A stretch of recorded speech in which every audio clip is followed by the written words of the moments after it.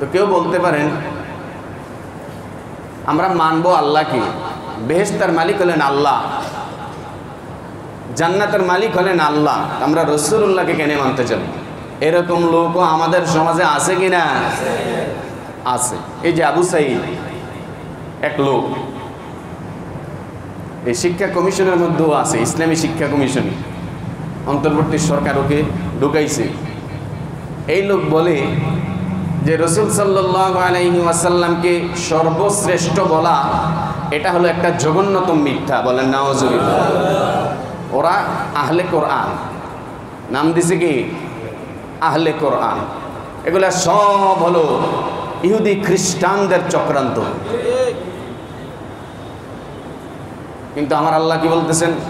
কুল in কুনতুম তুহিব্বুনাল্লাহ ফাত্তাবিউনি। হে নবী, বিশ্বের সমস্ত মানুষের নিকট আপনি এই বাণী পৌঁছে দেন। এই বাণীটা আপনি আমার তরফ থেকে মানুষের নিকট পৌঁছে দেন। কুল ইন কুনতুম তুহিব্বুনাল্লাহ। যদি কোনো ব্যক্তি আল্লাহকে মহব্বত করার দাবি করে, কোনো ব্যক্তি যদি আল্লাহকে ভালোবাসার দাবি করে, সে যেন আমি নবী সাল্লাল্লাহু আলাইহি ওয়াসাল্লামকে মানি, সে যেন আমাকে মহব্বত করে। ফাত্তাবিউনি। আল্লাহ তাআলা বলেন, হে নবী, দ্ব্যর্থহীন ভাষায় এটা ঘোষণা করেন যে আল্লাহকে মানতে হবে।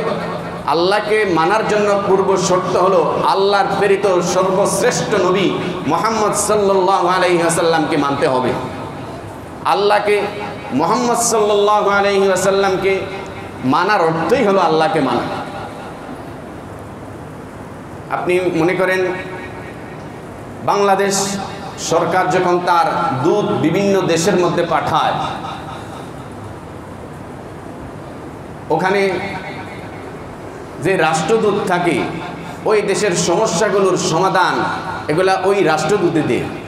ওখানে কোনো দেশের জনগণ বিপদে পড়লে ওই রাষ্ট্রদূতের সাথে পরামর্শ করে।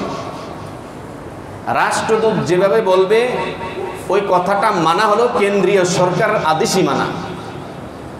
আল্লাহ পাক রব্বুল আলামিন হলেন কেন্দ্রীয় সরকারের প্রধান, আসমান জমিন সব কিছুর প্রধান হলেন আমার আল্লাহ। তিনি বাদশারও বাদশাহ।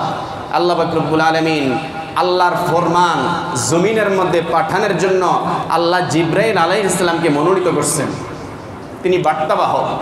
জিবরাইল আলাইহিস সালাম এসে আল্লাহ পাক রব্বুল আলামিনের মনোনীত যত রাষ্ট্রদূত, মুসা আলাইহিস সালাম, ঈসা আলাইহিস সালাম, আইয়ুব আলাইহিস সালাম, দাউদ আলাইহিস সালাম, সুলাইমান আলাইহিস সালাম, আমাদের নবী সর্বশেষ নবী রাহমাতুল লিল আলামিন সহ হাজার হাজার লক্ষ লক্ষ রাষ্ট্রদূত পয়গম্বরের নিকট আল্লাহর বাণীগুলো, আল্লাহর ফরমানগুলো, আল্লাহর বিধানগুলো, আল্লাহর ইচ্ছাগুলো জিবরাইল আলাইহিস সালাম তিনাদের উপর ওহী নাজিল করছেন।